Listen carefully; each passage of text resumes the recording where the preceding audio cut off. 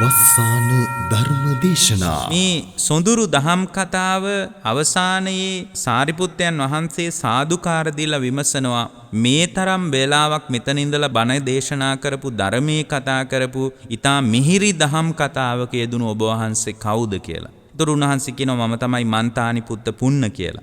සාරිපුත්තයන් වහන්සේ නොදැනුවත්ව ඇහුවා නෙමෙයි. සාරිපුත්තයන් වහන්සේ මේ මොහොතේ සාදුකාර දීලා කියනවා සාදු සාදු භාග්‍යවතුන් වහන්සේ ඉදිරියේ පවා ගුණවයපු බුදුරජාණන් වහන්සේ පවා සම්භාවනාවෙන් වර්ණනා කරපු මන්තානිපුත්ත පුණ්‍යයන් වහන්සේ නෙමේ වැඩ සිටින්නේ කියලා. පුන්නහාමුදුරුවෝ සාරිපුත්ත හාමුදුරුවන්ගෙන් විමසනවා මෙතරම් වෙලාවක් මේ දහම් කතාවට සමවැදුණු ඔබ වහන්සේ කවුද කියලා.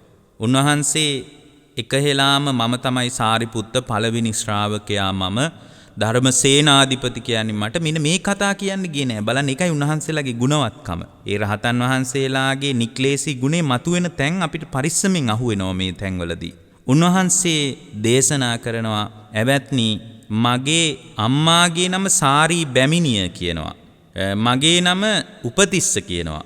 නමුත් මම පැවිදි වුණාට පස්සේ සාරී බැමිණියගේ පුත්‍රයා නිසා ආයුෂ්මතුනි මට සාරිපුත්ත කියලා කියන්න කියනවා.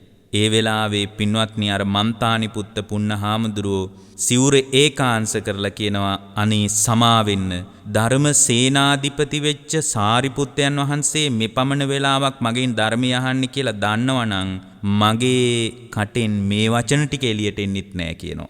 ඒ තමයි සැබෑ රහතන් වහන්සේලාගේ ස්වභාවය. දිනපතා නවතම ධර්ම දේශනා ශ්‍රවණය කිරීමට වස්සාන ධර්ම දේශනා අපගේ YouTube නාලිකාව දැන්ම subscribe කරන්න. බෙල් අයිකනය ක්ලික් කරන්න. වස්සාන ධර්ම දේශනා YouTube නාලිකාව ඔස්සේ ප්‍රචාරය වන මෙම සුමුදුරු ධර්මානුශාසනාවේ පින්බර දායකත්වයෙන් කටයුතු කළේ වාද්දුව තල්පිටියේ පදිංචි විශාකා කහවිට මහත්මිය සහ රෙහාන් තාරක කහවිට දයාබර පුතණුවන් ඇතුළු පින්වත් පිරිසයි. එම පින්වත් පිරිසගේ ප්‍රධාන අරමුණ වන්නේ මීට වසර 4කට පෙර ටෙලිකොම් ආයතනයේ ඉංජිනේරුවරයෙකු වශයෙන් සේවය කළ දොන් බන්තුල පද්මලාල් කහවිට මහත්මයාට පුණ්‍යානුමෝදනා පිණිස වස්සාන ධර්මදේශනා YouTube නාලිකාව ඔස්සේ ධර්ම දානමය පින්කමක් සිදු කිරීමයි. අද දේශකයන්න් වහන්සේ අතිපූජනීය හසලක සීලවිමල ස්වාමීන් වහන්සේ අවසරයි අපේ හාමුදුරුවනේ. සමන්ත චක්කවාලේසු අත්‍රා ගච්ඡන්තු දේවතා සද්දම්මං මුනි රාජස්ස සුනන්තු සග්ග මොක්ඛදං ධම්මස්සවන කාලෝ අයං බදන්තා ධම්මස්සවන කාලෝ අයං බදන්තා ධම්මස්සවන කාලෝ අයං බදන්තා නමෝ තස්ස භගවතෝ අරහතෝ සම්මා සම්බුද්දස්ස නමෝ තස්ස භගවතෝ අරහතෝ සම්මා සම්බුද්දස්ස නමෝ තස්ස භගවතෝ අරහතෝ සම්මා සම්බුද්දස්ස. ඒ අපගේ ශාස්ත්‍ර වූ සම්මා සම්බුදුරජාණන් වහන්සේට අප හැම දිනාගේම নমස්කාරය වේවා. බුදුරජාණන් වහන්සේ දේශනා කොට වදාළ ශ්‍රී සද්ධර්මයටද අපගේ নমස්කාරය වේවා. ඒ භාග්‍යවතුන් වහන්සේගේ ධර්මයෙන් සැනසුණු ආර්ය මහා සංඝරත්නයටද අප හැම දිනාගේම নমස්කාරය වේවා. පින්වත්නි, අදත් ඔබ ඊටාම ශ්‍රද්ධාවෙන් වස්සාන ධර්මදේශනා YouTube නාලිකාව මගින් ශ්‍රද්ධාවන්ත පින්තුන්ගේ අභිරුචිය පිණිස සදහැවතුන්ගේ ධර්මඥානෙ වර්ධනය කිරීම පිණිස සිද්ධ කරන දේශනා මාලාවේ තවත් එක්තරා දේශනාවක් ශ්‍රවණය කරන්නටයි ඔබ හැම දිනාම සූදානම් වන්නේ. අද මේ උතුම් ධර්ම දේශනාව සඳහා තමන්ගේ සදැහැති දායකත්වයෙන් කටයුතු කරන්නේ වාද්දුව තල්පිටියේ පදිංචි විශාකා කහවිට මහත්මියත් ඒ වගේම රොහාන් තාරක කහවිට කියන දයාබරණීය එතුමියගේ පුතණුවන් ඇතුළු පින්වත් පිරිස මැදිහත් වෙලා මේ දේශනාවට දායකත්වයේ දරනවා. ඒ ඇත්තන්ගේ ප්‍රධාන අරමුණ විදිහට ජූනි මාසේ 9 වන දිනට අභාව ප්‍රාප්ත වී වසරක් සපිරෙන ශ්‍රී ලංකා ටෙලිකොම් ආයතනයේ ඉංජිනේරුවරයෙකු වශයෙන් සේවය කළ දොන් බන්දුල පද්මලාල් කහවිට මැතිතුමන්ට අනුමෝදනා දේශනාවක් හැටියටයි සිද්ධ කරන්නේ. තවත් අරමුණු කීපයක් මුල් කර ගනිමින් අද මේ දේශනාවට දායකත්වයේ දරනවා. ඒ ඇත්තන්ගේ අරමුණු සිහි කරලා අපි දේශනාව අවසානයේ අනුමෝදනා කරන්න බලාපොරොත්තු වෙනවා. දැන් ධර්ම ශ්‍රවණය කරන්නට කාලය. පින්වත්නි, අපගේ බුදුරජාණන් වහන්සේ අප ඉදිරියේ අපට පෙන්වා වදාළ ධර්මය හැම මොහොතකම අපේ ජීවිතය තුළ ප්‍රතිබද්ධ කිරීමේ වගකීම තම තමා වෙත පැවරුවා. ඒක ලෝකේ කිසිම ආගමික ශාස්ත්‍රූවරයෙක් කරපු දෙයක් නෙමෙයි. සියලු ආගමික ශාස්ත්‍රූවරු අදෘශ්‍යමාන හස්තයකට, අදෘශ්‍යමාන පැත්තකට, සමහර විට ඒක ਸਰව බලධාරී දේවත්වයේ විය හැකියි. ඇතැම් විට ඒක මහා බ්‍රහ්මයා විය හැකියි. ඊශ්වරයා විය හැකියි.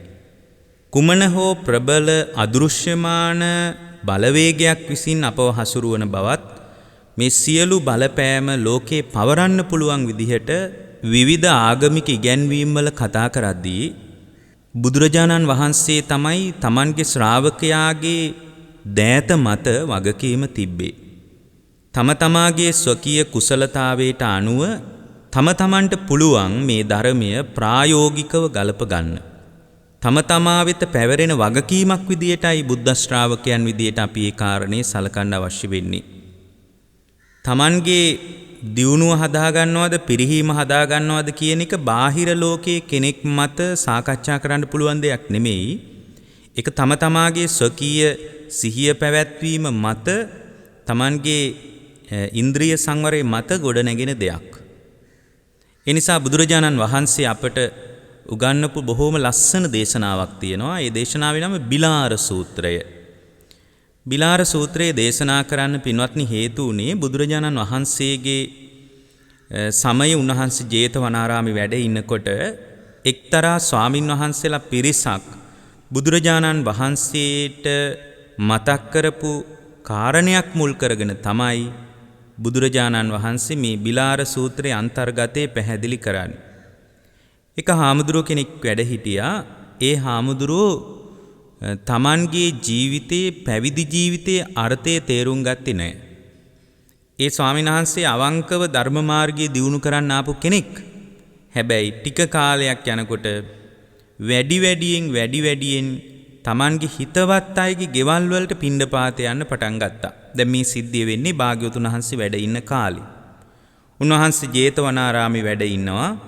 ජේතවනාරාමේ සමීපයේ තිබුණු එක්තරා ආරණ්‍යක ආරාමයක තමයි මේ සිද්ධිය වෙන්නේ. මොකද ආරාම සංකීර්ණයක් ජේතවනාරාමයේ වුණත් බුදුරජාණන් වහන්සේ වැඩ ඉන්නකොට මේ ස්වාමින් වහන්සේ පිණ්ඩපාත යනවා හිතවත් ගෙවල් වලට. හිතවත් ගෙවල් වලට පිණ්ඩපාත ගියාම අර මිනිසුන්ට හරි සතුටුයි. අපි දන්න කියන හාමුදුරුවෝ කෙනෙක්නේ වැඩි කියලා. ඒ නිසා මිනිස්සු පුළුවන් තරම් ප්‍රණීතව දන්පැන් පූජා කළා. ප්‍රණීතව දන්පැන් පූජා කරනකොට ඒ භික්ෂුවගේ ආධ්‍යාත්මය ඒ ප්‍රණීත දන්පැන් විසින් යට කළා. ගුණධර්මයේ යට කරගෙන ඒ භික්ෂුවගේ පිරිහීම පැත්තට ඇදීගෙන යාම ආරම්භ වුණා. දැන් මේ විදියට මේ සිද්ධියට මුහුණ දෙන මේ ස්වාමින් වහන්සේ දානේ වළඳපු ගමන් ඉන්නෙත් නැහැ. දානෙහිම වළඳලා වාඩි වෙලා බොහෝම හොඳ කතාවක්, පරණ කතාවකට වැටෙනවා. අපි ඒ කාලේ මෙහිමයි, අපි එකට ව්‍යාපාර කළේ, අපි එකට වැඩ කළේ. ඒ කාලේ මතකද මම මේ ගෙදරට මෙන්න මෙහෙම ඇවිල්ලා තියෙනවා, මේ කාලේ ඇවිල්ලා තියෙනවා කියලා අර පරණ සිද්ධි ගොඩාක් කරහාමුදුරෝ අර ගිහි උදවියත් එක්ක කතා කරලා හවස 4-5 වෙනකොට ආයෙත් පාත්‍ර සිවුරු අරගෙන ආරාමෙට වඩිනවා. පහුවෙනිදත් කල්පනා කරනවා කොහෙද අද පිණ්ඩපාතේ යන්නේ කියලා. ඉතින් මේ විදියට හිතවත් කුලයන් කරා මේ භික්ෂුව පිඬු පිනිස එළඹුණා. මේක අර ආරාමේ හිටිය අනික් හාමුදුරුවරු දැනගත්තා. දැනගෙන අර හාමුදුරුවන්ට ගෙනල්ලා කියනවා ඔබ වහන්සේ මේ විදියට කරන්න එපා. මේ විදියට ගෙවල් ගානේ පිණ්ඩපාතේ ගිහින් බොහෝ වේලා ඒ ගෙවල් වල රැඳිලා ඉන්න එපා. එක භික්ෂුවකට භික්ෂුවගේ ආධ්‍යාත්මයට හිතකර දෙයක් නෙමෙයි. ඒක බොහෝම අහිත පිණිස පවතින දෙයක්. ඒ නිසා ඔබ වහන්සේ ඔය විදියට කරන්න එපා. ආගන්තුක පැවිද්දෙක් විදියට හැමදාමත් පිණ්ඩපාතේ වඩින්න කිව්වා. අර ස්වාමීන් වහන්සේ මේ කතාව ඇහුවේ නැහැ. ඔබ වහන්සේලා ඔබ වහන්සේලගේ වැඩක් බලා ගන්න. මම ගිහින් අනවශ්‍ය දේවල් අනවශ්‍ය කතා කරන්නේ මං හිතවත් කෙනෙක්ගේ ගෙදරකට පිණ්ඩපාතේ යන්නේ කිසි වරදක් නැහැ කියලා මේ ස්වාමීන් වහන්සේ අර වැඩිහිටි ස්වාමීන් වහන්සේලා ආරාමේ වැඩහිටි අනෙකුත් ස්වාමීන් වහන්සේලා කියපු කතාව පිළිගන්න ලෑස්ති වුණේ නැහැ. අවසානෙට පින්වත්නි මේ ස්වාමීන් වහන්සේව බුදුරජාණන් වහන්සේ ඉදිරියට පමුණුවන්න අර ස්වාමීන් වහන්සේලාට සිද්ධ වුණා. බුදුරජාණන් වහන්සේ ඉදිරියේ වන්දනා කරලා මේ ස්වාමීන් වහන්සේලා මතක් කරනවා ස්වාමීනි මේ නවක පැවිද්දට පත්වෙච්ච මේ හාමුදුරුවෝ තමන්ගේ ගුණධර්ම පිළිබඳ සංවේදී වෙන්නේ නැතුව එක එක හිතවත් ගෙවල් වලට පිණ්ඩපාතේ ගිහින් හවස් වෙනකන් ඒ විහාරස්ථානෙට නෑවිත් ඒ ගෙදරම වාඩි වෙලා ආහාර පාන අරගෙන බොහොම සැහැල්ලුවෙන් කතා බහක යෙදিলা එනවා. ස්වාමීනි මේක භික්ෂුවකට නුසුදුසුයි කියලායි අපි හිතන්නේ. අපි මුලින් අවවාද කළා. නමුත් මේ ස්වාමීන් වහන්සේ ඒක පිළිගන්න පාටක් නැහැ. ඒකයි ඔබ වහන්සේට මේ ගැන දැනුම් දුන්නේ කියලා සංඝයා වන්දනා කරලා භාග්‍යවතුන් වහන්සේට වදාලා. බුදුරජාණන් වහන්සේ මතක් කළ බොහොම ලස්සන සිද්ධියක්. පින්වත් මහණෙනි මම ඉස්සර වෙච්ච සිද්ධියක් කියන්නම්. මේක බොහොම පරණ වෙච්ච සිද්ධියක් කියනවා. බලලෙක් ගෙදර පිටිපස්සේ තියෙන කුණු අලක කුණු කාණුවක පුංචි මී පැටියෙකුට කුරුමාණන් අල්ලනවලු. පොඩි මී පැටියෙකුට කුරුමාණන් අල්ලනවලු. ඉතින් මේ මීයා එහෙට දුවනවලු මෙහෙට දුවනවලු මේ පූසා මේ මීයා අල්ලන්න සෑහෙන වීරියක් ගන්නවලු. ඉතින් මේ කුරුමාණන් අල්ලලා අන්තිමටම මේ පූසා විසින් අර කුණු වලේ ඉන්න පුංචි මී පැටියව අල්ලගත්තා කියනවා. අල්ල ගැනීම කොයිතරම් උද්වේගකාරීද කියනවනම් ඒ ගමම්ම කටේ දාලා එහෙන් මෙහෙන් හපලා ගිල්ලා කියනවා. ඒ කියන්නේ හොඳට හපලා ගිල දැම්ම නෙමෙයි. එහෙන් මෙහෙන් හපලා මේ මී පැටිය ගිල දැම්ම. හැබැයි මේ මී පැටිය හරියට හැපුණේ නෑ. මේ මී පැටියට කුස ඇතුළට යනකොටත් පණ තිබුණා කියනවා. මේ මී පැටිය එහෙන් මෙහෙන් තැලිලා තිබ්බට පණ තිබුණා කියනවා. මේ මී පැටිය අර බඩවැල හපන්න පටන් ගත්තලු මේ පූසගේ. බඩවැල හපන්න පටන් ගන්නකොට භාග්‍යවතුන් වහන්සේ වදාලා පින්වත් මහණෙනි මේ පූසා එක්කෝ මරණයට පත් වෙනවා කියනවා. එහෙමත් නැත්නම් මරණයට සමාන දුකකට ඒ පූසාට මුහුණ දෙන්න වෙනවා කියනවා. ඒ වගේ පින්වත් මහණෙනි භික්ෂුව පිණ්ඩපාතේ යනකොට දැන් මේක භික්ෂුවකටම ආදේශ කරගන්න අවශ්‍ය නැහැ. ගිහියෙක් කල්පනා කරන්න Taman පරිහරණය කරන දේවල් තුල. මෙතන භික්ෂු සමාජයට මතක් කළාට මේක ගිහියන්ට අදාළ නැහැ කියලා අපිට ඒක අයින් කරලා පැත්තකින් තියන්න පුළුවන් කමක් නැහැ. බුදුරජාණන් වහන්සේ වදාරනවා පිණ්ඩපාතේ යනකොට ඒ භික්ෂුව කය රැකගෙන නැහැ කියනවා. වචනේ රැකගෙන නැහැ කියනවා. සිත රැකගෙන නැහැ කියනවා. සතිපට්ඨානයේ තුල සිහිය පිහිටවාගෙන නැහැ කියනවා. කාරණා හතරයි. පස්වෙනි එක තමයි ඉන්ද්‍රිය සංවරයක් නැහැ කියනවා. මෙන්න මේ කාරණා පහ නැත්තම් මොනවද කාරණා පහ? කය රැකගෙන නැහැ, වචනේ රැකගෙන නැහැ, මනස රැකගෙන නැහැ. සතිපට්ඨානයේ තුල, ඒ කියන්නේ මේ මොහොතේ කය පිළිබඳ විඳීම් පිළිබඳ මේ මොහොතේ Tamanගේ ස්වකීය ජීවිතයේ පැවැත්ම පිළිබඳ සිහිය පවත්වගෙන නැහැ. ඉන්ද්‍රිය සංවරයක් නැහැ. පින්වත් මහණෙනි මේ කාරණා පහ යම් භික්ෂුවකගේ නැති වුණොත් එහෙම යම් විටක නොමනා ඇඳුම් ඇඳගත් ස්ත්‍රියක් ඒ භික්ෂුවට මුණ ගැහුනොත් මේ කාරණා පහ නැත්තම් ඒ භික්ෂුව රාගයේ විසින් වනසා දානවා. ඒ භික්ෂුවගේ හදවත රාගයේ විසින් වනසනවා කියනවා. භාග්‍යවතුන් වහන්සේ වදාළේ රාගෝ චිත්තං අනුද්දංසේති. රාගයේ විසින් ඒ භික්ෂුව වනසලා දානවා කියනවා. මේ කාරණා පහ නැති වුණොත් ඒ භික්ෂුවට එක්ක මරණයටපත් වෙන්න ඕන.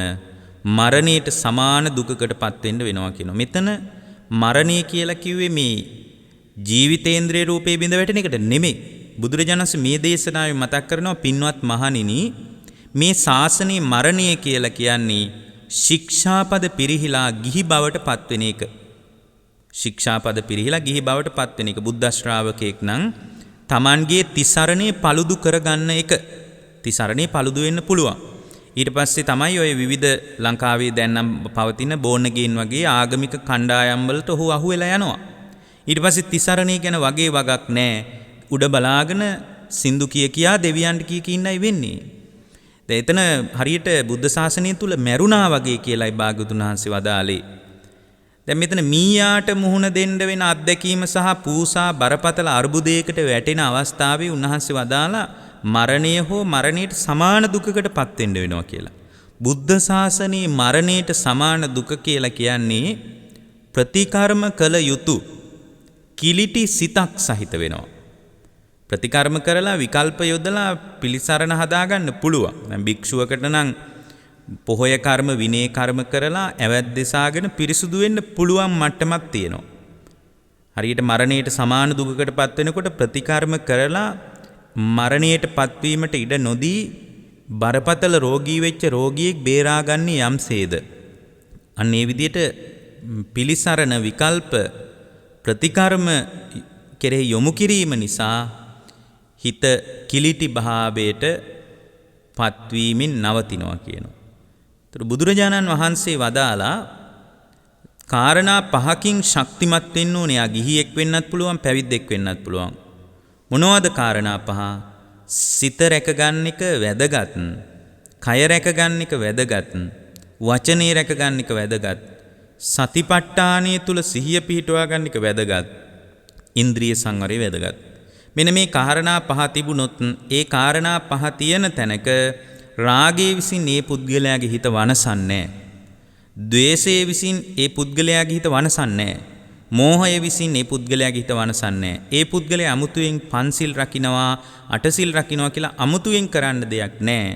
ওই කාරණා පහ ඇතුලේ බොහෝ ශික්ෂා පදද සම්පූර්ණ වෙනවා. ඒ නිසා අපිට බුදුරජාන් වහන්සේ වගකීම අපේ අතේ පවරපු නිසා මේ කාරණා දියුණු කර ගැනීමේ වගකීම පින්වත්නි වෙන කාටවත් නෙමෙයි පැවරෙන්නේ. අපිටමයි පින්වත්නි මේ අර්බුදේ විසඳා ගැනීම පිණිස වගකීම පැවරෙන්නේ. මේ දුක කියන එක මිනිසුන්ට මහා අමුතු අත්දැකීමක් නෙමෙයි. දුක එකපාරම කඩාගෙන පාත් නෙමෙයි. මේ දුක අහසෙන් කඩා වැටුණා වගේ එකපාරම කඩා පාත් තුන එකක් නෙමෙයි. කවුරු හරි අපේ ඔළුවට දුක කඩලා දැම්මත් නෙමෙයි. පින්වත්නි අපි බැඳෙන්න තමයි දුක අපි පසුපස එලවා පහර දෙන්න පටන් ගත්තේ. හරියට කෑම ටික පිලුණු වෙනකොට ඒ කෑමයකට මැස්සෝ එලව පහර දෙන්නේ. ඒ පිලුණු වෙච්ච කෑමට මැස්සෝ හරි ප්‍රියයි. අන්න ඒ වගේ පින්වත්නි අපි බැඳෙන්න දුක අපි පස්සෙන් එලවන්න පටන් ගත්තා. බැඳීම යම් තැනක නතර කරලා දැම්මොත් දුක අපි පසුපස්සේ ලුහු බඳින්නේ නැහැ පින්වත්නි. ඒ නිසා මේ දුක අපි විසින්ම හදාගත් එකක්. මේ දුක ඍජුවම අපි විසින් හැදුවද කියලා කියන්න බෑ. නමුත් හේතුඵල සහිතව සකස් වෙච්ච දෙයක් මේ දුක. දෙවියෙක්කෝ මේ ලෝකයේ කිසිම කෙනෙක් මේ දුක හැදුවේ නෑ. මේ යථාර්ථයේ තේරුම් ගන්න ශ්‍රාවකයෙකුට බුදුරජාණන් වහන්සේගේ ධර්මයේ හරියට උදව් කරනවා. පින්වත්නි අද මේ දේශනාවෙන් මම ඊටාම කෙටියෙන් උනත් පැය ගණනාවකට විවෘත වෙන දහම් කොටාසයක මාතෘකා දේශනාවක් සිද්ධ කරන්න කල්පනා කළා. පින්වත්නි බුදුරජාණන් වහන්සේ අපට වදාලා විසුද්ධියක් පිරිසුදු වීමක් සම්බන්ධ ධර්මයේ තියෙනවා සප්ත විසුද්ධිය කියලා. බොහොම ලස්සන දේශනාවක් තියෙනවා රත විනීත සූත්‍රය කියලා.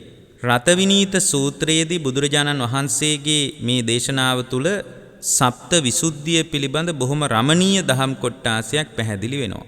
සප්ත විසුද්ධිය තුලින් තමයි පුද්ගලයාට පිරිසුදු වෙන්න තියෙන්නේ. මොනවද සප්ත විසුද්ධිය කියලා කියන්නේ?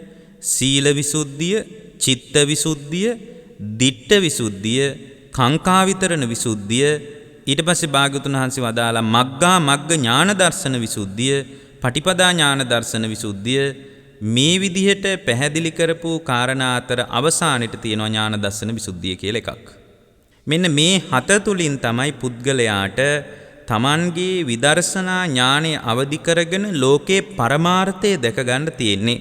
කෙනෙක් ඇහුවොත් පරමාර්ථය දකින්න එකම ක්‍රමයේද මේ කියලා නෑ. පරමාර්ථය දකින්න නානා පර්යායන් පිළිබඳ තියෙනවා. නමුත් එකම තැනකදී අපි නැවත මුණ ගැහෙනවා. හරියට නුවරට යන්න පාරවල් 5ක් 6ක් 10ක් 15ක් හොයාගන්න පුළුවන්. මාලිගාව වඳිනවා නම් පාරවල් ගණනාවකින් මාලිගාවට යන්න පුළුවන්. හැබැයි මාලිගාව වඳින්න වෙන්නේ මහනුවර නගරයේ කේන්ද්‍ර කරගෙනයි. අපි හැම කෙනෙකුටම මොන පාරෙන් ගියත් මහනුවර නගරයට සේන්දු වෙන්න වෙනවා. මාලිගාව වඳිනවා නම්. මොකද මහනුවර නගරයේ මැද්දේ තමයි ඒ භාග්‍යවතුන් වහන්සේගේ දළදා වහන්සේ වැඩ ඉන්නේ. අන්න ඒ වගේ විවිධ පර්යායන් එක එක ක්‍රමවේද ඔස්සේ මේ පිළිබඳ පැහැදිලි කරගන්න පුළුවන්. නමුත් අපි දැනගන්න ඕන මේ සප්ත විසුද්ධිය පිරිසුදු වීම කියන එක ආකාර 7කින් පිරිසුදු වීම තුල විමුක්තිය ස්පර්ශ කරන ශ්‍රාවක භාවයක් පිළිබඳ මතුවන රතවිනීත සූත්‍රයේ පැහැදිලි වෙන මේ දහම් කොටාසය අපිට ඊටාම වැදගත්. රතවිනීත සූත්‍රයේ මේකේ මාතෘකාව විතරයි තියෙන්නේ. මේ පිළිබඳ විස්තරාත්මක යම් පැහැදිලි කිරීමක් මේ දේශනාවෙන් අපි සිද්ධ කරන්න බලාපොරොත්තු වෙනවා. මම මෙතනදී ඔබට ඊටාම වැදගත් දහම් කාරණයක් පැහැදිලි කරන්නම්. සමහර අය සීලයක් දියුණු කර පිරිසුදු වීම අපේක්ෂා කරනවා. ඒකට ඒ අය කියනවා අපි නම් භාවනාවට නම් තව යොමු වෙලා නැහැ කියලා. එහෙමනම් එතනත් අඩුපහඩුවක් තියෙනවා.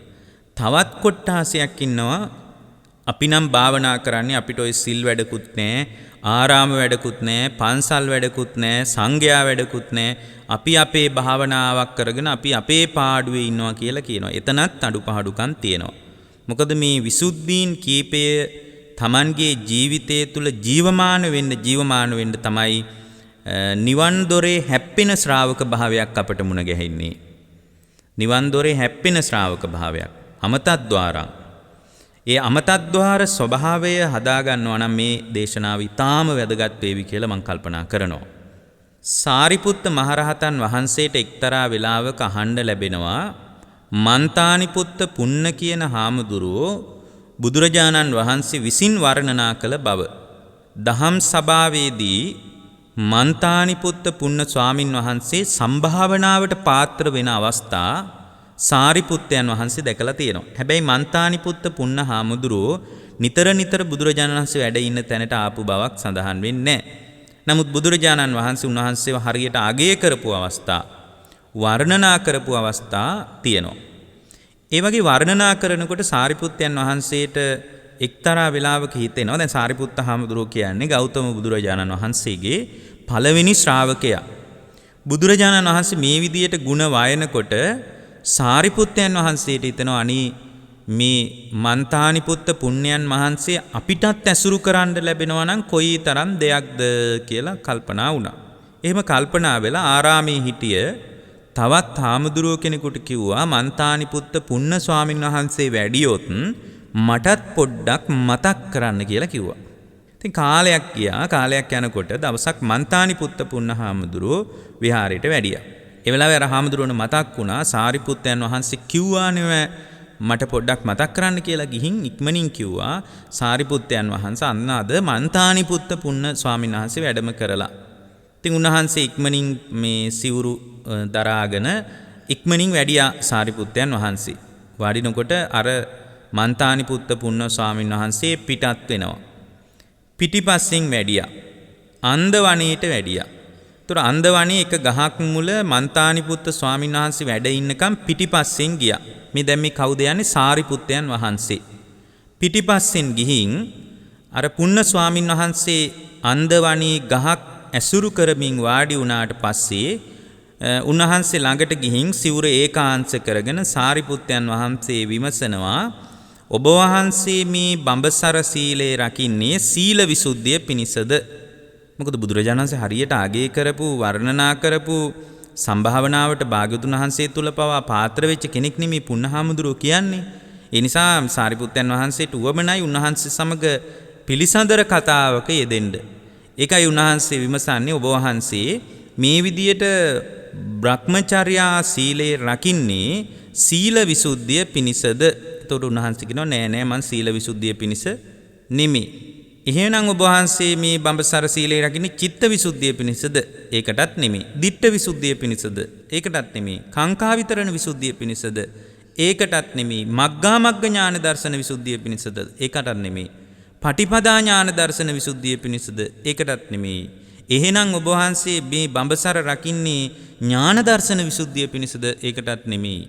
ඒ වෙලාවේ පුන්නහාමුදුරුව මතක් කරනවා මම අනුපාදිශේෂ පරිනිර්වාණය උදෙසා පරිනිර්වාණයේ පිණිසයි මේ ආකාරයෙන් විසුද්ධීන් දියුණු කරන්නේ කියලා. නැවත වතාවක් සාරිපුත්තයන් වහන්සේ විමසනවා හොඳයි අනුපාදිශේෂ පිරිනිවන් පෑම කියන්නේ දිට්ඨ විසුද්ධියද? අනුපාදිශේෂ පිරිනිවන් පෑම කියන්නේ චිත්ත විසුද්ධියද? එහෙමත් නැත්නම් සීල විසුද්ධියද? කාංකා විතරණ විසුද්ධියද?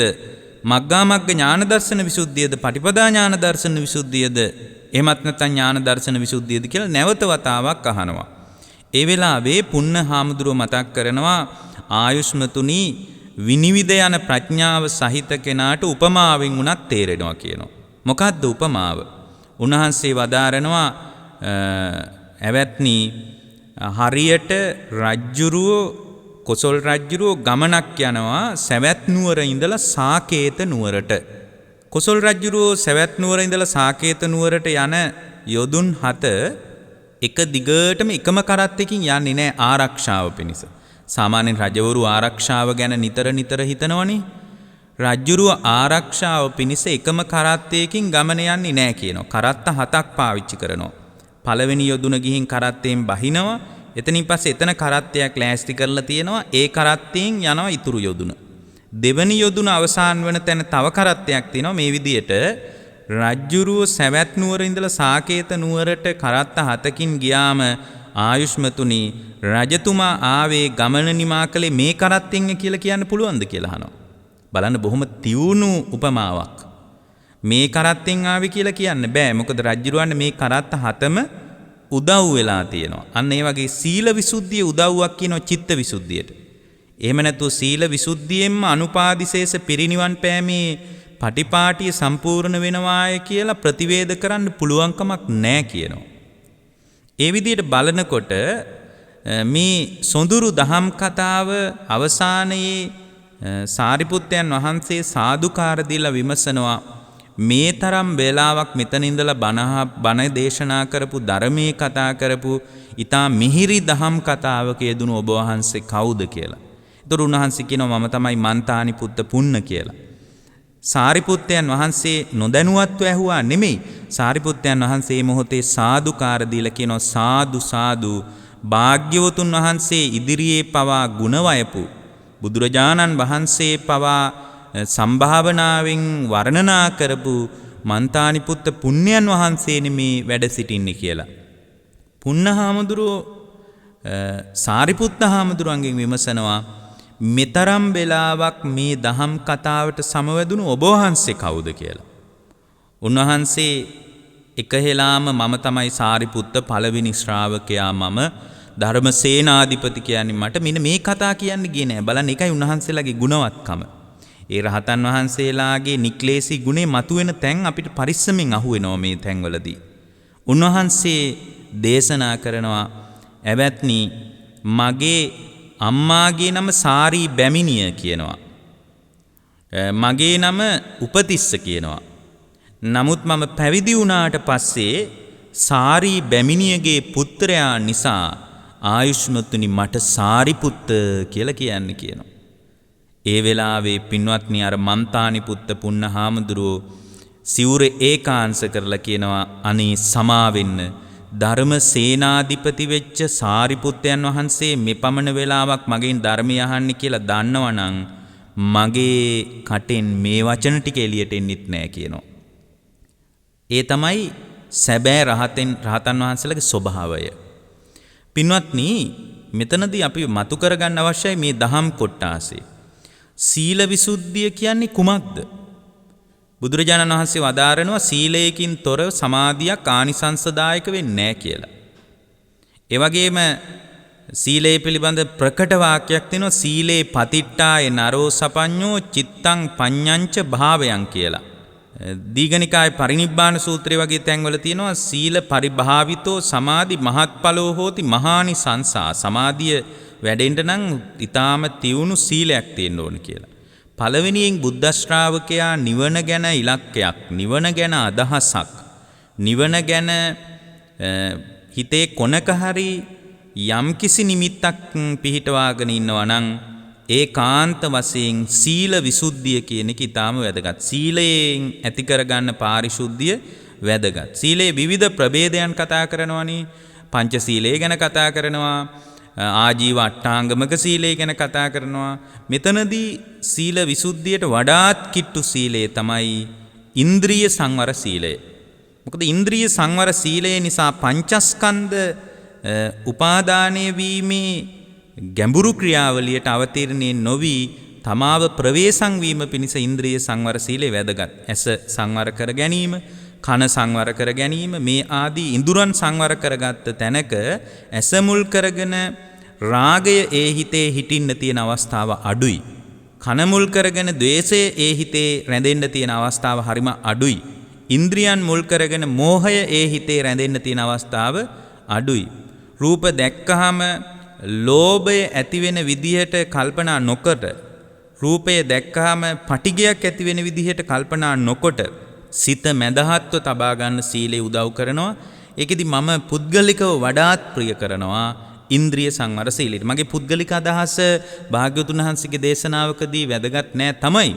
නමුත් පින්වත්නි මේ විවිධාකාර සීලයන්ගේ බොහෝ කොටස් ආවරණය කරගන්න පුළුවන් ඉන්ද්‍රිය සංවර සීලයකින්. ඒ නිසා සීල විසුද්ධිය පිළිබඳ ප්‍රාමාණික කතාවක් නෙමෙයි මේ දේශනාව.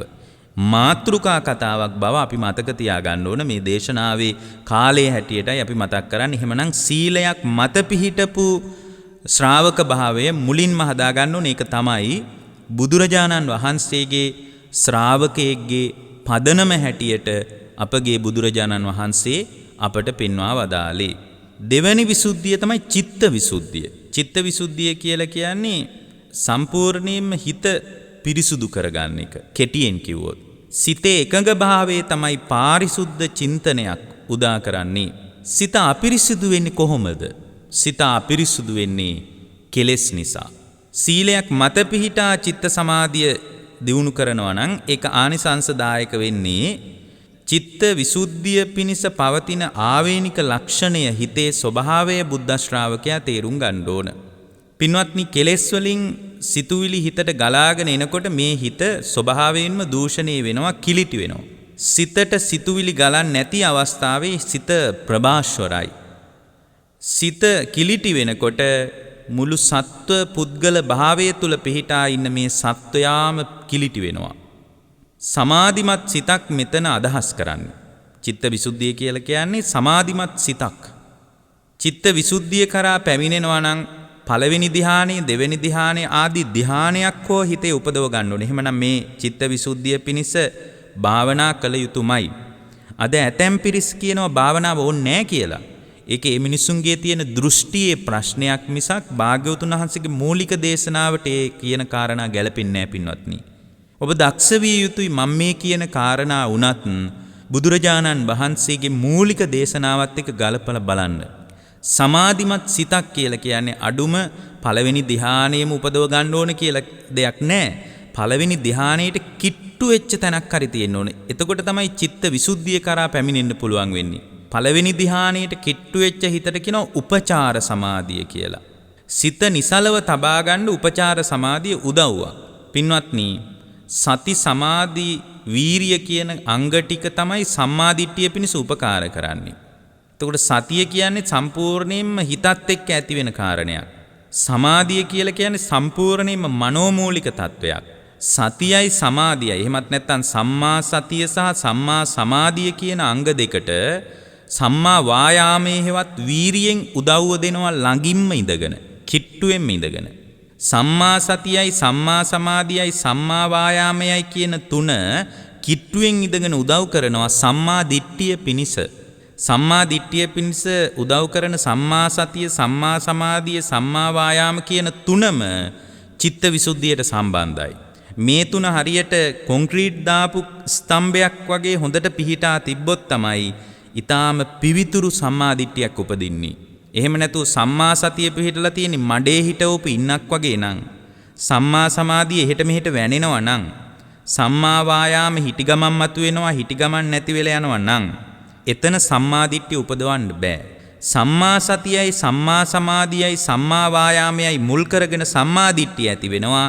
සීල විසුද්ධිය දුර ඉඳලා උදව්වක් දෙනවා. මොකද සීල විසුද්ධිය පළවෙනියෙන් හදා ගන්න ඕන එකනේ. ඒ නිසා චිත්ත විසුද්ධිය පිණිස සීල විසුද්ධිය දුරින් තල්ලුව දෙනවා. මොකද රජුරෝ මේ යොදුන පටන් ගන්න යොදුනක් ඇවිල්ලා දැන් පළවෙනි යොදුන හමාර කරලායි තියෙන්නේ. මෙතනදී සති සමාධි වීරිය කියන කාරණාවල උපකාරාර්ථය ගැඹුරු අර්ථයක් මෙතනදී පැහැදිලි වෙනවා. ඊළඟ එක තමයි පින්වත්නි බුදුරජාණන් වහන්සේ වදාලා දිට්ඨ විසුද්ධිය. පළවෙනියෙන් සීල විසුද්ධිය හදා ගන්නවා. මේක හරියට පඩිපෙලක් වගේ. දෙවනියට චිත්ත විසුද්ධිය හදා ගන්නවා. ඊට පස්සේ චිත්ත විසුද්ධිය හදාගත්තාට පස්සේ ඊළඟට දිට්ඨ විසුද්ධිය හදා ගන්න ඕනේ. දිට්ඨිය කියලා කියන්නේ මේ පුද්ගලයා තුළ ඇතිවෙන දෘෂ්ටිගත වීම කියලා කියන්නේ විශාල අමාරුවක දානවා ශ්‍රාවකයා. අපි තුල තියෙන බරපතලම ධර්මාවබෝධය වළක්වාලන ධර්ම මාර්ගයේ තුල අත්පොත් තියෙන ශ්‍රාවකයෙකුට තියෙන බලවත්ම දෘෂ්ටිය තමයි සත්ව පුද්ගල භාවයෙන් ආත්මීය ස්වභාවයෙන් දකින්න එක. පංචස්කන්ධ ලෝකය ආත්මයක් ඇති විදිහට දකිනවා. මම වශයෙන් දකිනවා. මේ රූපය කියන්නේ මට, රූපය මගේ, රූපය කියන්නේ මම කියලා දකිනවා. වේදනා සංඥා සංකාර විඥාන කියන ස්කන්ධ සියල්ලම මම වශයෙන්, මගේ වශයෙන්, මගේ ආත්මීය වශයෙන් දකිනවා. එතකොට මේ දැක්ම නිකමට කල්පනා කරගත්තාට දිට්ඨ විසුද්ධියට පත් වෙන්න බෑ. දෘෂ්ටිය පිරිසුදු කරගන්න බෑ. ප්‍රධාන කාරණේ තමයි අද නම් ස්වල්ප අනේකාකාර දෘෂ්ටි වලට අහු වෙලා, කේන්දරයට අහු වෙලා, නැකතට අහු වෙලා, දේවාල වලට අහු වෙලා, මිනිසුන්ගේ දෘෂ්ටිය උඩු යටිකුරු වෙලා පිරිසුදු කරගන්න පටන් ගන්න කොතනින්ද කියලා හිතාගන්න බැරි තරම් අවුල් වියවුල් තත්වයට පත් වෙලා ඇති කාලයක තමයි දිට්ඨි විසුද්ධිය ගැන අපිට ඔබට දේශනා කරන්න වෙලා තියෙන්නේ. පංචස්කන්ධය තුල ආත්මයක් ඇති බවට කල්පනා කරන දෘෂ්ටිය පළවෙනියෙන් කඩා ගන්න ඕනේ. ඒකට අපි කියනවා සක්කාය දිට්ඨිය දුරු කර ගන්නවා කියලා. සෝවාන් වෙන ශ්‍රාවකයාගේ පළවෙනියෙන් ගැලවිලා යන්නේ සක්කාය දිට්ඨියයි. සෝවාන් වෙනවා නම් සංයෝජන 3ක් ලියා ගන්න ඕන. සක්කාය දිට්ඨි, විචිකිච්ඡා, සීලබ්බත, පරාමාස. ඇත්තටම පින්වත්නි දිට්ඨි විසුද්ධිය තුල මේ කාරණා ගලව ගන්න, කඩා ගන්න, විනාශ කර ගන්න ශ්‍රාවකයට විශාල උදව්වක් ඇති වෙනවා. දෘෂ්ටිය පිරිසුදු කර ගැනීම. දැන් මේක කරගන්නේ කොහොමද කියලා කෙනෙක් අහන්න පුළුවන්. මේ බඳු එක දහම් කාරණයකට දීර්ඝ එක දේශනාවක් තියෙන එකයි වටින්නේ. නමුත් මේ දේශනාවේ පොදු අදහසක් ගන්න එකයි මේ මොහොතේ වඩාත් උචිත වෙන්නේ. පංචස්කන්ධය තුල ආත්මයක් හෝ ආත්මයට අයිති දෙයක් විදියට අපි දකින්න එකෙන් ඉවත් වෙන්න පුළුවන් වැදගත් දෙයක් තමයි නාම රූප වශයෙන් බෙදලා බලනවා. නාම රූප ධර්ම ටිකක් කර මෙතන කොහෙද හුදු සත්වයක් පුද්ගලයෙක් කියලා බලනවා. පංචස්කන්ධයේ හේතුන් නිසා හේතුඵල ධමයෙන් හැදිච්ච එකක් විදියට දකින්නකොට අර ආත්මීය ස්වභාවයක් පණවන්න හිතෙන්නේ නැහැ. පැහැදිලි අවබෝධයක් ලබා ගන්න පුළුවන් පංචස්කන්ධයේ හේතුන් නිසා හටගන්න. උදාහරණයක් විදියට රූපය කියන එක, මේ රූපය මුල් කරගෙන මම කියලා පින්වත්නි මොන කොටසටද මම කියලා කියන්න පුළුවන්. මේ රූපේ සතර මහා ධාතුන්ගේ මූල ධාතුන්ගෙන් හැදිච්ච දෙයක්. කනබොන කෑමෙන් නඩත්තු වෙන දෙයක් මේ රූපය. මේ රූපය පඨවි කොටස් වලින් පිහිටා තිබෙනවා. ආපෝ කොටස් වලින් තෙත් කරලා තියෙන්නේ. සෙම වලින්, හොටු වලින්, ලේ වලින්, මූත්‍රා වලින්, කඳුළු වලින්, දහඩිය වලින්, කෙල වලින් මේක තෙත කරලා තියෙන්නේ. ඒකට කියනවා ආපෝ ධාතුව කියලා. මේ පඨවි කොටස් ටික ආපෝ කොටස් වලින් තෙත් කරලා වායෝ තේජෝ කොටස් වලින් උණුසුම් කරලා වායෝ කොටස් වලින් පුම්බලා තියෙන්නේ. වායෝ කොටසෙන් තමයි මේ ශරීරෙ පිම්බිලා තියෙන්නේ. පිම්බෙන හැකිලෙන එක අයිති වෙන්නේ වායෝ කොටසට. වායෝ ධාතුවෙත් ආවේනික තවත් ප්‍රභේද තියෙනවා. එතකොට අපි මේ විදියට පංචස්කන්ධ ලෝකයේ තුල යථාර්ථය දැක්කොත්, හේතුඵල සහිතව හටගෙන නිරුද්ධ වී යන විදිය දැක්කොත්, ඒ දකින්න කෙනාට දිට්ඨියේ පාරිශුද්ධිය ඇති කරගන්න පුළුවන්. දිට්ඨි විසුද්ධිය කරා පැමිණෙන්න පුළුවන්. හොඳම දේ තමයි මෙතන නාම රූප ධර්ම ටිකක් ක්‍රියාත්මක වෙනවා හැර සත්වයක් පුද්ගලෙක් මම කියලා ග්‍රහණය කරගන්න දෙයක් නැහැ. නාම රූප ධර්ම ටිකක් හටගෙන නිරුද්ධ වෙලා යනවා. ඇහැට රූපයක් දකිනකොට ඇස ආйти රූපයට. දකින රූපය ආйти රූපයට. ඒ දකින හිත ආйти නාමයට. අන්න ඒ විදිහට මේ අත්දකින හැම එකක්ම නාම රූප වශයෙන් බෙදලා තේරුම් ගන්නකොට පින්වත්නි දිට්ඨි විසුද්ධියට ශ්‍රාවකයාටපත් වෙන්න පුළුවන්. මේක ගැඹුරට යන තවත් පළල් දහම් කොටස් ගණනාවක් පැහැදිලි වෙන දෙයක්. මේකට ඔබට භාවනා කර්මස්ථානයක් විදියට යෝජනා කළොත් දිට්ඨි විසුද්ධිය පිණිස අනත්තානුපස්සනාව වඩන එක හොඳයි. සියල්ල තුල ශූන්‍යතාවය දකිනවා. ඇසත් ශූන්‍යයි, රූපයත් ශූන්‍යයි, චක්කු විඥානයත් ශූන්‍යයි, හටගෙන නිරුද්ධ වෙනවා. චක්කු සම්පස්සයත් හටගෙන නිරුද්ධ වෙනවා. හේතුඵල ධහමින් සකස් වෙච්ච සංස්කාර ගොඩක් තියෙන්නේ. මේ ඔක්කොම හේතුන් නිසා හට ගන්නවා. සියල්ලම හටගෙන නිරුද්ධ වෙනවා. හටගෙන නිරුද්ධ වෙන තැනක මමයයි, මගේයයි, මගේ ආත්මයයි මොන කොටසද ග්‍රහණය කරගන්න පුළුවන්. මේ විදියට භාවනාවෙන් අනත්තානුපස්සනාව වඩනකොට පැහැදිලිව දකින්න පුළුවන්.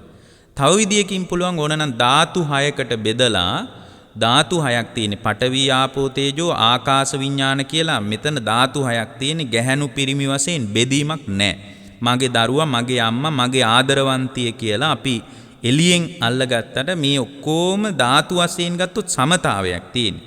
දැන් පඨවි ධාතුව ගත්තොත් ගලක තියෙන කන්දක තියෙන පඨවි ගතියමයි මේ ශරීරයේ තියෙන්නේ. උදාහරණයක් විදිහට ආපෝ ගතිය ගත්තොත් ගලාගෙන යන ජලයේ තියෙන ඇලක තියෙන දොලක තියෙන ආපෝ ගතිය තියෙන්නේ.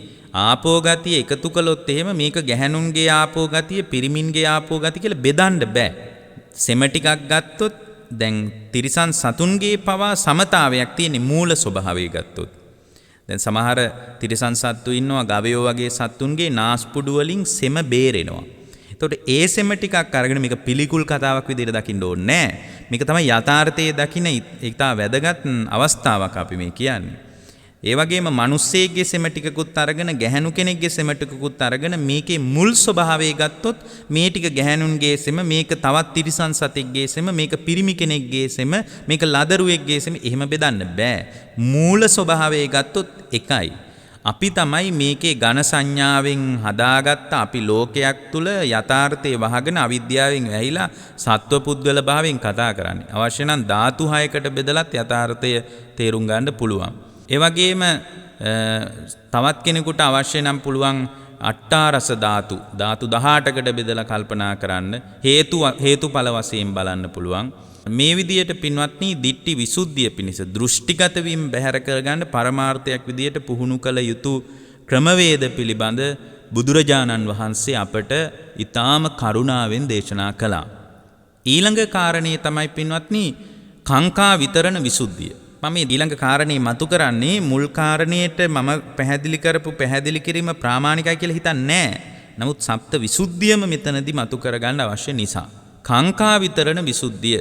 කාංකා විතරණ විසුද්ධිය කියන්නේ මොකද්ද? කාංකා විතරණ විසුද්ධිය කියලා කියන්නේ කෙටියෙන්ම කිව්වොත් සැක දුරු කිරීමෙන් ඇතිවෙන පිරිසුදු බව. දැන් අපේ හිත ස්වභාවයෙන්ම සැක කරන ගතියක් තියෙනවා. ධර්ම මාර්ගයට එළඹෙන ශ්‍රාවකයෙක්ගේ තියෙන ප්‍රාථමිකම සැකය තමයි බුදුරජාණන් වහන්සේ පිළිබඳ සැකයක් තියෙනවා. ධර්මයේ පිළිබඳ සැකයක් තියෙනවා. සංඝයා පිළිබඳ සැකයක් තියෙනවා. ඒ වගේම පෙර භවය පිළිබඳ අපිට සැකයක් තියෙනවා. පසු භවය පිළිබඳ සැකයක් තියෙනවා. ඒ වගේම පෙරපසු භවයන් දෙකම පිළිබඳ සැකයක් තියෙනවා. සීලය පිළිබඳ සැකයක් තියෙනවා. සමාධිය පිළිබඳ සැකයක් තියෙනවා. ප්‍රඥාව පිළිබඳ සැකයක් තියෙනවා. මෙන්න මේ විදියට මූලික වශයෙන් ශ්‍රාවකයා තුළ විවිධ තැන්වල ඇති වෙන සැක තියෙනවා. කාංකා විතරණ විසුද්ධිය කියලා කියන්නේ සැක දුරු කිරීමෙන් ඇති වෙනවා පිරිසුදු භාවයක්. මේ తত্ত্বය අත්දකිනවා නම් තමන්ට මේ ලෝකේ පටිච්ච සමුප්පන්නව බලන්න වෙනවා. හේතුඵල සහිතව මේ ලෝකයේ ගැට ගැහෙන විදිය දකින්න වෙනවා. එතකොට පෙර භවයේ පිළිබඳ සැකය දුරු වෙනවා, පසු භවයේ පිළිබඳවත් සැකය දුරු වෙනවා. සියලු තැන්වල සැකය දුරු වෙනවා. මුලට ජරා මරණ දුකේ සිට මේ අපි අත්විඳින වර්තමානයේ අත්දකින්න ස්වභාවයක් තියෙනවනේ ජරා මරණ දුක කියලා. මේ ජරා මරණ දුකට හේතුව විමසගෙන පිටිපස්සට යනවා. ජරා මරණ දුක අපි අත්විඳින්නේ උපන් නිසා. ඒතර මේ ජාතිය නිසා ජරා මරණ දුක ඇති වෙනවා. ජාතිය ඇති උනේ කුමක් නිසාද? විපාක පිණිස කර්ම හැදිච්ච නිසා, භවය නිසා.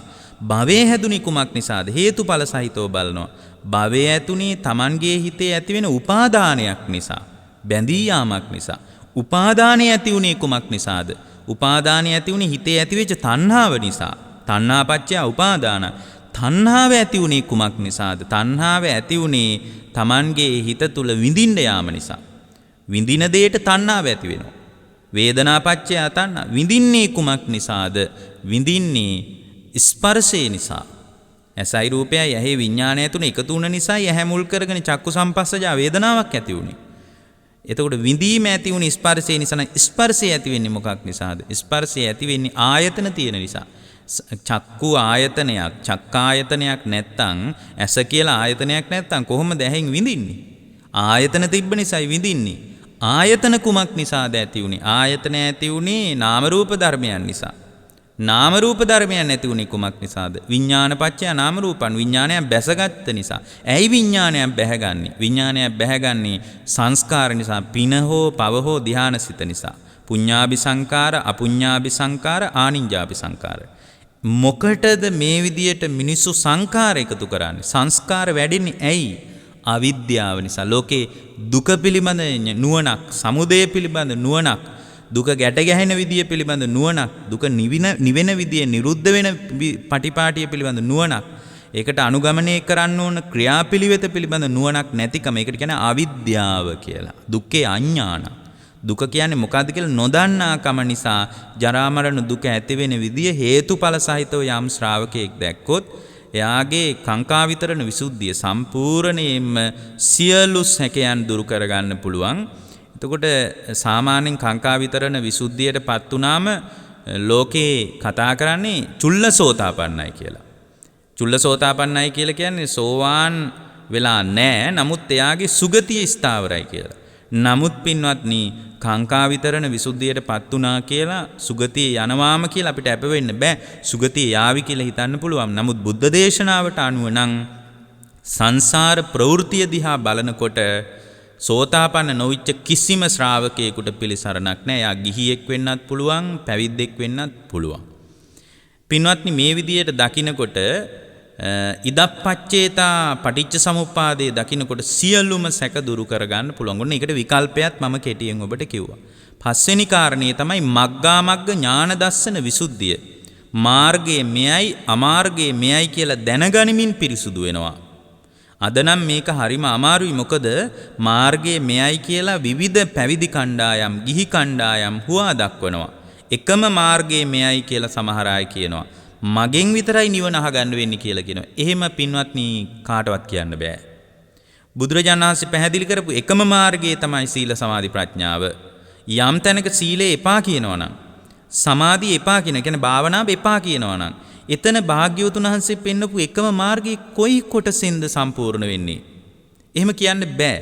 එකම මාර්ගයේ සීල සමාධි ප්‍රඥාව ආර්ය අෂ්ටාංගික මාර්ගය නම් කිසිම කෙනෙකුට කියන්න බෑ සීලය එපා කියලා, සමාධිය එපා කියලා. පින්වත්නි, සෝතාපන්න වෙන ශ්‍රාවකයෙකුට මේ විසුද්ධිය ඊටාම වැදගත්. භාවනාව මුල් කරගෙනත් යම් කෙනෙකුට මාර්ගයේ අමාර්ගයේ පැටලෙන්න පුළුවන්. ශ්‍රද්ධාව මුල් කරගෙන ඇති වෙන ප්‍රබල භාවය නිසාත් රැවටෙන්න පුළුවන්. වීරිය හොඳට තිබුණත් සමහර වෙලාවට රැවටෙන්න පුළුවන්. සතිය තිබුණත් රැවටෙන්න පුළුවන්. මොකද සමහර තැන්වලදී ධ්‍යානයක් එහෙම උපදවා ගන්නකොට අධික ප්‍රීතියක් දැනෙනකොට, ප්‍රීතිය අත්දකින්නකොට බුදුරජාණන් වහන්සේ වදාළේ ප්‍රීතිය දැනගනිමින් ඒ භාවනාව තුළ නිරත වෙන ඊට සොඳුරු පටිපාටියක් පැහැදිලි කළා. උදාහරණයක් විදිහට ආනාපාන සතිය වඩනකොට සිතේ කයේ සැහැල්ලු භාවයක් ඇති වෙනකොට ඒකට කියන්නේ පස්සද්ධිය කියලා. පස්සද්ධිය දැනගනිමින් බුදුරජාණන් වහන්සේ ආස්වාස ප්‍රාස්වාස කරන්න කිව්වා. ප්‍රීතිය දැනගනිමින් කරන්න කිව්වා. පීති පටිසංවේදී අස්ස සිස්සාමීති සික්කති. පීති පටිසංවේදී පස්ස සිස්සාමීති සික්කති. අද ප්‍රීතිය දැනගන්නකොට ශරීරේ පුරා විහිදී පැතිරී පවතින ප්‍රීතිය දැනගන්නකොට එයා ප්‍රීතියට බැඳිලා යනවා. ප්‍රීතියට ඇලෙනවා. එතකොට එයාට මාර්ගය අමාර්ගයේ පැටලෙනවා. මග්ගා මග්ග ඥාන දර්ශන විසුද්ධිය මෙන්න මේ වගේ තැන්වලත් හරියට වැදගත් පින්වත්නි. සමාධිය තුල සිත තුල නිසල භාවයක් ඇති වෙනවා. ඒ නිසලභාවයට විමුක්තිය කියලා රැවටෙන්න පුළුවන්. ප්‍රඥාව දියුණු කෙනෙකුට තමයි මේක තේරුම් ගන්න පුළුවන්. ඒ නිසා ගැඹුරු දහම් දැනුමක් තියෙන එක වැදගත්. උපක්ලේශ විදිහට පින්වත්නි සමාධිය තුල හිත නිසල වෙනකොට විමුක්තිය වසා දාන්න පුළුවන් උපක්ලේශයක් විදිහට. අමාර්ගයේ මාර්ගයේ හොයාගන්න බැරි තරමට ඒ පුද්ගලයාපත් වෙන්න පුළුවන්. සක්කාය දිට්ඨිය දුරු වී යන ආකාරයේ දැක ගන්න පුළුවන් මග්ගා මග්ග ඥාන දර්ශන විසුද්ධිය තුලින්. මම මෙබඳු ආකාරයටයි පිරිසුදුභාවය ලැබුවේ කියලා දැනගන්න පුළුවන්. ඒ නිසා මග්ගා මග්ග ඥාන දර්ශන විසුද්ධිය පිළිබඳ ඉතාම කෙටි කාරණයක් මෙතනදී මතු කළේ. ඊළඟ කාරණේ තමයි පටිපදා ඥාන දර්ශන විසුද්ධිය. ප්‍රතිපදාව පිළිබඳ පිරිසුදු භාවයක් උපදිනවා. මෙතනදී පින්වත්නි සියලුම විදර්ශනා ඥාන අයිති. උදයබ්බ ඥානෙ, භංග ඥානෙ, බයතුපට්ඨාන ඥානෙ, ආදීනව ඥානෙ, නිබ්බිදා ඥානෙ, සංකාරුපේක්ෂා ඥානෙ, ඒ වගේම අනුලෝම ඥානෙ, ගෝත්‍ර භූ ඥානෙ, මග්ග ඥාන, ඵල ඥාන, පත්‍යවේක්ෂණ ඥාන මේ සියලුම ඥාන මෙතනදී වැදගත් බොහොම ගැඹුරු අවස්ථාවක්. උදයබ්බ ඥානයේ තුලින් සියලුම ලෝකයේ ඇතිවෙන නැතිවෙන ක්‍රියාවලිය අත්දකින්න පුළුවන්. හටගෙන නිවිනිවි යන ආකාරය දකින්න පුළුවන්. හටගන්නවට වඩා වේගයෙන් වැඩියෙන් නිවෙන විදිය දකින්න පුළුවන්. මේ ටික අහගෙන ඔබට ඇතිවෙන්නේ සුතමය ඥානයක්නේ. භාවනාව තුලින් තමයි මේ ඥානෙ උපදවා ගන්න තියෙන්නේ. පටිපදා ඥාන දර්ශන විසුද්ධිය. සම්පූර්ණයෙන් භංගය දකින්න පුළුවන්. බිඳෙන ආකාරය දකින්න පුළුවන්. අනිත්‍ය වෙන ආකාරයේ පැහැදිලිව ඉර පායලා තියෙන වෙලාවක යමක් පේන්නේ යම්සේද ඒ ආකාරයෙන් දකින්න පුළුවන්. අනිත්‍ය දුක්ඛ අනාත්ම කියන ස්වභාවය පැහැදිලිව දකින්න පුළුවන්. විවිධ විදිහට බලන ආකාර පිළිබඳ පටිපදා ඥාන දර්ශන විසුද්ධිය තුල අන්තර්ගත වෙනවා. පින්වත්නි මේ විදිහට පටිපදා ඥාන දර්ශන විසුද්ධිය පහළ වෙනකොට අපිට කල්පනා වෙන්න ඕන මොහොතක්වත් සංසාරේ රැඳිලා ඉන්න සුදුසු නෑ. හොද්දට ආදීනව පැහැදිලිව පේනවා. නිබ්බිදාවක් කලකිරීමක් ලෝකේ ඇති වෙනවා. සංකාරුපේක්ඛා ඥානයේ තුල සියලු සංස්කාරයන් පිළිබඳ මදහත් භාවයක් උපදින්නේ පටිපදා ඥාන දර්ශන විසුද්ධිය තුල. මේ සියලු දේවල් වල මදහත් භාවය තුල මදහත් වූ බව දැනගන්න සිතත් ඒකත් මදහත් එතනත් මදහත් වීමයි වටින්නේ කියලා මදහත් භාවය තුල කූට ප්‍රාප්තියටපත් වෙන්නේ මෙතනදී. භාවනා කරන කෙනෙකුත් නැහැ, අරමුණකුත් නැහැ. සියලු සංස්කාර ධර්ම ඇති වෙලා නැති වෙලා යනවා. භාවනාව තුලත් සංස්කාර ධර්ම ටිකක් හටගෙන නිරුද්ධ වෙලා යනවා කියලා දකිනකොට පින්වත්නි පටිපදා ඥාන දර්ශනින් එයා පාරිශුද්ධියටපත් වෙනවා. මේක ඊටාම ගැඹුරු අවස්ථාවක්. අවසාන කාරණේ තමයි ඥාන දර්ශන විසුද්ධිය. ඥාන දර්ශන විසුද්ධිය කියලා කියන්නේ සෝවාන් වෙච්ච ශ්‍රාවකයෙක්ගේ මාර්ගසිතත් ඵලසිතත් හඳුනාගන්නේ මෙතනදී. තමන් අවබෝධයටපත් වුණාම ගිහින් අහන්න ඕනේ මම රහත්ද කියලා. සැබෑම අවබෝධයටපත් වුණු කෙනා ඥාන දර්ශන විසුද්ධියෙන් මගේ මාර්ගසිත මෙයයි ඵලසිත මෙයයි මේ විදියට පැහැදිලිව දැනගන්න පුළුවන් නුවණක් එයාට පහළ වෙනවා. යම් වෙලාවක මාර්ගඵල අවබෝධයකට යම් ශ්‍රාවකයෙක්පත් වුණොත් ඒ පත්වෙච්ච ආකාරයේ පැහැදිලි ලෙස එයාට දැනගන්න පුළුවන්. මාර්ගඵලයකට පත්වෙච්ච පුද්ගලයාගේ සිත ක්‍රියාත්මක වෙන විදිය ඔහුට පැහැදිලිව පේනවා. නැවත සම්මර්ෂණය කරමින් ප්‍රත්‍යවේක්ෂණා කරගන්න පුළුවන්. ඒකට කියන්නේ ප්‍රත්‍යවේක්ෂණ ඥානය කියලා. සක්කාය දිට්ඨිය අයින් වෙච්ච විදිය, සක්කාය දිට්ඨිය ගැලවිලා ගිය විදිය Tamanට දැක ගන්න පුළුවන්. කාමරාගයේ පටිගය මාර්ගඵලයකදී දුරු වෙන විදිය පැහැදිලිව දැක ගන්න පුළුවන්. ඒ නිසා ඥාන දර්ශන විසුද්ධියෙන් තමයි Tamanගේ අවබෝධය පිළිබඳ ප්‍රත්‍යවේක්ෂණා කරන ශ්‍රාවක භාවයට තල්ලුව හදලා දෙන්නේ. කෙටියෙන්ම කිව්වොත් මාර්ගඵලයක් නිවැරදිව ලැබූ බව දැනගන්නා නුවණ තමයි ඥාන දර්ශන විසුද්ධියෙන් පැහැදිලි වෙන්නේ. එහෙමනම් අපට පැහැදිලි සීලයෙන් පටන් අරගෙන හරියට රජ්ජුරුව සවැත් නුවර ඉඳලා සාකේත නුවරට යන ගමනක් වගේ සීලයෙන් තල්ලුව හදලා දෙනවා චිත්ත විසුද්ධියට. එතනින් දිට්ඨ විසුද්ධියටපත් වෙනවා. දිට්ඨ විසුද්ධියෙන් සම්පූර්ණ සැක දුරු කරගෙන කාංකා විතරණ විසුද්ධියටපත් වෙනවා. මාර්ගයේ මෙයයි අමාර්ගයේ මෙයයි කියලා දැනගනිමින් මග්ගා මග්ග ඥාන දර්ශනයෙන් විසුද්ධියටපත් වෙනවා. එතනින් පස්සේ පටිපදා ඥාන දර්ශනීය විසුද්ධියට එනවා. මෙතනදී සියලු විදර්ශනා ඥාන පිළිබඳ ඒ ශ්‍රාවකයාට පැහැදිලි අවබෝධයක් ඇති වෙනවා. එතනින් පස්සේ ඥාන දර්ශන විසුද්ධියෙන් ඒ පුද්ගලයාගේ අවබෝධය ප්‍රත්‍යක්ෂ කරගන්න පැහැදිලි පිරිසිදු වැඩපිළිවෙලක් මේ දේශනාව තුළ අන්තර්ගත වෙනවා. මෙය ඊටාම කෙටි පැහැදිලි කිරීමක්. මෙය උදව් කරගන්න සම්පූර්ණයෙන්ම සප්ත විසුද්ධිය හදාරමින් සාංසාරික දුක නිමා කරගන්න. ඒ නිමාව පිණිස අද කෙටියෙන් පැහැදිලි කළ මේ ගැඹුරු දේශනාව උපකාර වේවා කියලා අදිෂ්ඨාන කරමින් දේශනාව නිමා කරනවා. මේ උතුම් දේශනාව සඳහා සදැහැති දායකත්වයේගෙන කටයුතු කරන්නේ ජූලි මාසයේ 9 වන දිනට අභාව ප්‍රාප්ත වී වසර 4ක් සපිරෙන ශ්‍රී ලංකා ටෙලිකොම් ආයතනයේ ඉංජිනේරුවරයෙකු වශයෙන් සේවය කළ දොන් බන්දුල පද්මලාල් කහවිට මැතිතුමාට අනුමෝදනා දේශනාවක් හැටියටයි මේ උතුම් දේශනාව සිද්ධ කළේ. දොන් බන්දුල පද්මලාල් කහවිට මහත්මයාට අපි ආශිර්වාද කරනවා. එතුමාගේ භවගාමී සසර සුවපත් වේවා. එතුමාගේ ආයති භවයේ වඩා සුගතිගාමී කරගනිත්වා. ජාත්‍යාදී දුකෙන් නිදහස්ව ලබන උතුම් නිවන් පිණිසම දොන් බන්දුල පද්මලාල් කහවිට මැතිතුමාට මේ ධර්ම දානමය කුසලය හේතු වාසනා වේවා කියලා අපි අදිෂ්ඨාන කරනවා. ඒ වගේම එතුමාගේ දයාබරණීය පියතුමන් වන චන්ද්‍රදාස කහවිට මහත්මයාටත් දෙපාර්ශවයේ නමින් මියගිය සියලු ඥාතීන්ටත් අනුමෝදනා කරනවා. ඒ හැම දෙනාගේම භවගාමී ජීවිතයේ සුවපත් වේවා. ආයති භවයේ සුවපත් වේවා. ජාති ජරා ව්‍යාධි මරණ ශෝක පරිදේව දුක් දුම්නස් වලින් නිදහස්ව ලබන උතුම් නිවන් පිණිසම දේශනාමය කුසල් හේතු වාසනා වේවා කියලා අපි ප්‍රාර්ථනා කරනවා. සුජීවත්ව සිටින ජී.කේ. තිසේරා මෑණියන්ට නිදුක් නිරෝගී සුව ප්‍රාර්ථනා කරලා තිබෙනවා. මෑණියන්ටත් මේ උතුම් දේශනාමය කුසල් හේතු වීම තුල නිදුක් බව නිරෝගී භාවයේ සුවපත් භාවය බුද්ධ ආදී රත්නත්‍රයේ ආශිර්වාදයේ සැලසේවා. ඊ타ම ඉක්මනින් ගෞතම බුදු සසුනේ උතුම් චතුරාර්ය සත්‍ය ධර්මය අවබෝධ කරගන්නට මේ දේශනාමය කුසල් හේතු වාසනා වේවා කියලා අපි ආශිර්වාද කරනවා. දායකත්වයේ දැරුවේ වාද්දුව තල්පිටියේ පදිංචි විශාකා කහවිට මහත්මියත් රොහාන් තාරක කහවිට කියන දයාබරණීය පුතත් මැදිහත් වෙලා දයාබරණීය පියතුමන්ට ස්වාමි පුරුෂයාණන්ට අනුමෝදනා දේශනාවක් හැටියටයි සිද්ධ කළේ. විශාකා කහවිට මැතිණියටත් රොහාන් තාරක කහවිට පුතණුවන් ප්‍රදාන පවුලේ හැම දෙනාටම අපි ආශිර්වාද කරනවා. නිදුක් නිරෝගී සුව දිගාසිරි සම්පත් කායික මානසික යහපත මෙලෝ පරලෝ දෙලෝ සැනසෙල්ල උදා වේවා. හැම දෙනාටම උතුම් චතුරාර්ය සත්‍ය ධර්මයම අවබෝධ කරගන්නට මේ දේශනාමේ කුසල් හේතු වාසනා වේවා කියලා අදිෂ්ඨාන කරනවා.